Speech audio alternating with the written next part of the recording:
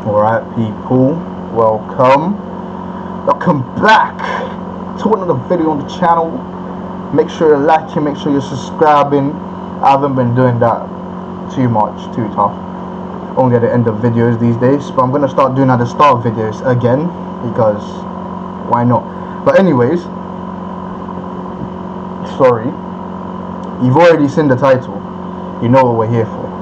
We're discussing Enzo Fernandez. You get me? And I'm sorry, I'm pretty sure everyone's realized it by now. I think it's a much needed discussion, because Enzo Fernandez performances have just been dipping. They've been getting worse and worse and worse and worse.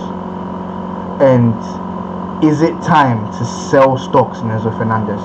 That is the question here. Is it time to sell your stocks in Enzo Fernandez? Because I bought a bunch of stocks in Enzo Fernandez.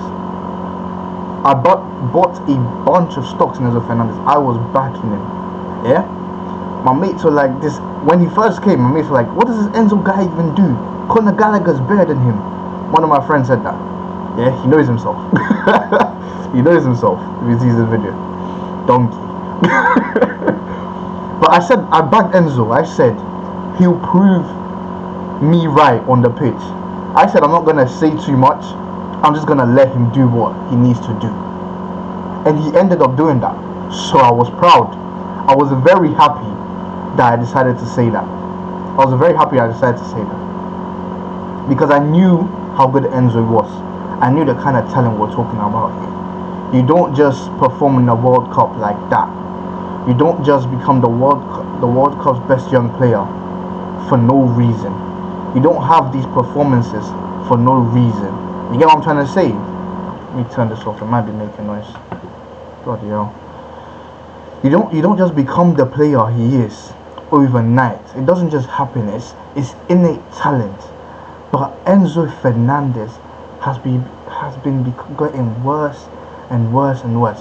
And you're wondering why I'm probably looking down. It's because I'm looking at some of these stats. Yeah? I'm using FOTMob. I'll have it up on the screen for you. Let me just do that now. There we go. Hopefully you can see this.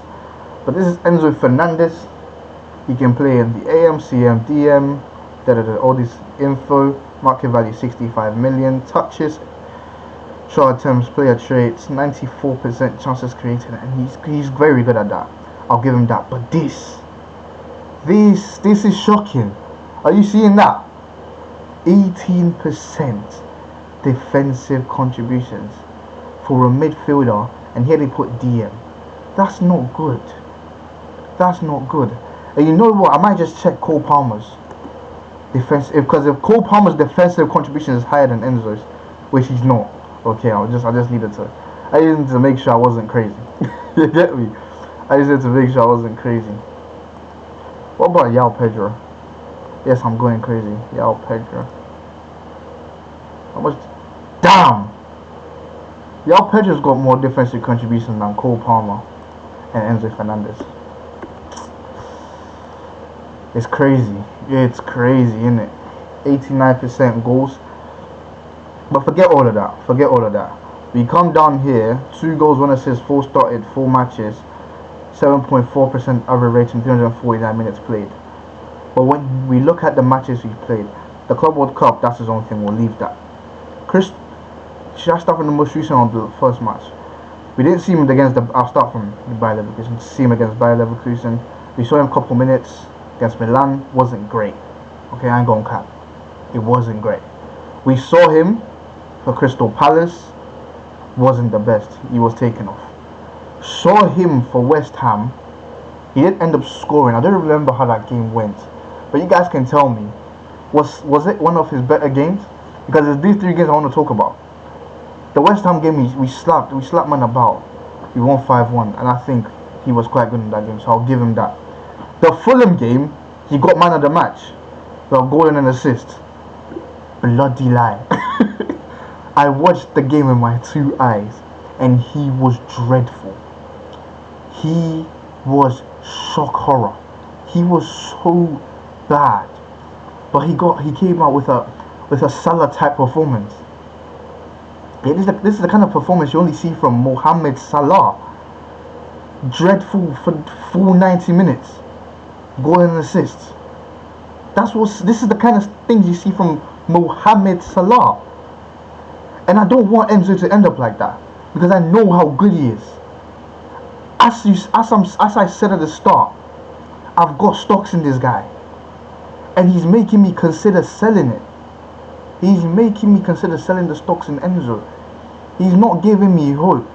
Brentford game came along, and to be fair, no one was really good in the Brentford game. Oh my days, that Brentford game, I don't know even speak about it. It was actually quite poor. The Brentford game was poor. It was a poor all round. The Brentford game was just poor all round. But then the most recent one, oh my days, I don't know how he played 81 minutes. I don't know how he played 81 minutes. Because, let me actually go to that Bayern game. Can I check like his stats alone? Oh, I can't really, can I? Was it this short? Was it this short? Yeah, this short. That was the Enzo Fernandez one. 7 minutes in. That was the Enzo Fernandez shot. 7 minutes in. And he got blocked right there. He got blocked right there. Enzo Fernandez should have had us up 1-0. Should have had us 1-0 up early, bro. And it's very disappointing for a player of his quality to be performing like this. To be performing like these, man. Look at these, man. Are you seeing these stats? 0%. 0% accurate crosses and long balls. When did we start that, Enzo? When did we actually start that? 0%. 81% pass accuracy, Enzo. When did we start this? Why are you doing this? It's sad to see. Obviously, it might look like an overreaction. Okay, you might think I'm probably overreacting. But I just felt like I had to speak on it. It's 2 a.m. Okay, I ain't gonna cap with you. It's 2 a.m. and I just felt like I had to make this video because I just felt like I had to say something on Enzo Fernandez, because it's so disappointing what he's doing to me. It's so disappointing what he's doing to me, and he'll probably come good, and it's probably just fatigue and stuff. I ain't gonna cap. It's probably just fatigue and stuff, and I'm hoping it's fatigue. But we move, innit? I'm hoping it's fatigue and we move. But are you the same as me? Like, I want to know, are people's thoughts the same as mine? Do you think Enzo Fernandez has been as dreadful as I think he has been? And these ratings are basically lies, especially this one. That Fulham game was horrible. He got a goal and assist, but he was horrible. Yeah, 3 goal contributions in 4 matches seems like a great start, and you can't really complain about that. But here I am complaining because I watch football with my eyes. I watch football with my eyes, not through stats. I hate using stats, because if we use stats, yeah, if we use stats, some of your legends, some of your favorite players would be looking like Jackson in front of some of these stat merchants. Because you can't tell me that I'm bringing Mohamed Salah into this again. You can't tell me Mohamed Salah is a better football player than Hazard. But if you look at the stats, Hazard has worse stats than Salah.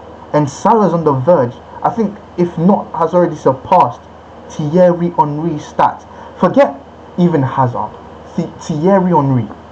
Salah's no better player than Thierry Henry. Come on. But the stats say otherwise. If we use stats, some of these players look like they're phenomenal. But I watch football with my eyes, guys. I watch football with my eyes. And I can't have this. I can't keep doing this. Something has to change from Enzo. Because at half time I wanted Enzo off the pitch in the Bayern game. At half time I wanted Enzo off the pitch.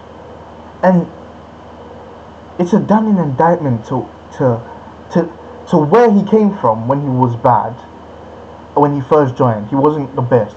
But I bought stocks in him at the lowest. Yeah, I invested in Enzo like Bitcoin, bruv. I invested in Enzo Fernandez like Bitcoin, and it shot through the roof. And I was so happy to see that. But I don't want him to disappoint me. Please, I don't want him to disappoint me. That's why I had to say something. It's 2 a.m. I should be asleep. I literally should be asleep. But I felt like, it's just these midnight thoughts. Big man team. If you see this I'm wearing, yeah, bottom half, I ain't gonna speak. You get me? Because I should be asleep. I was in bed. And I felt like I had to say something on Enzo Fernandez. It's 4 games into the season, 5 games if you're counting the Bayern Munich game. But I'm gonna relax on this one, yeah? Obviously I made the video, it might seem like I'm overreacting. But I'm gonna actually relax on this one. Because I believe it's only 5 games into the season. There's many more games you have to play. There's 34 games left in the Premier League season. There's a minimum of 7 games left in our Champions League run. We have Lincoln next week in the Carabao Cup. The FA Cup starts later. There's a lot of games in the season, and I'm happy with our squad depth up onto the defense. That's a whole different scenario, which I'm not going to get into in this video. But yeah, let me know your thoughts on Enzo Fernandez. Am I overreacting? What do you guys think? Am I overreacting? Is it too early to say anything about Enzo? And what are your thoughts on Enzo Fernandez's performances so far? What are your thoughts on that? There's a lot of players that have actually not started great. Like Pedro Netos, he has his off days so often. Jamie Gittins should be playing with the under-21s. But I value Enzo Fernandez very highly, which is why I'm speaking on him. 3 GA in 4 starts seems like an overreaction. In fact, it probably is an overreaction. But I watch football with my eyes. Okay, I'm just repeating myself now. Thank you guys for watching. Let me know your thoughts in the comment section. Like, comment, subscribe. And I'll see you on the next video. Stay funky, stay fresh. Peace.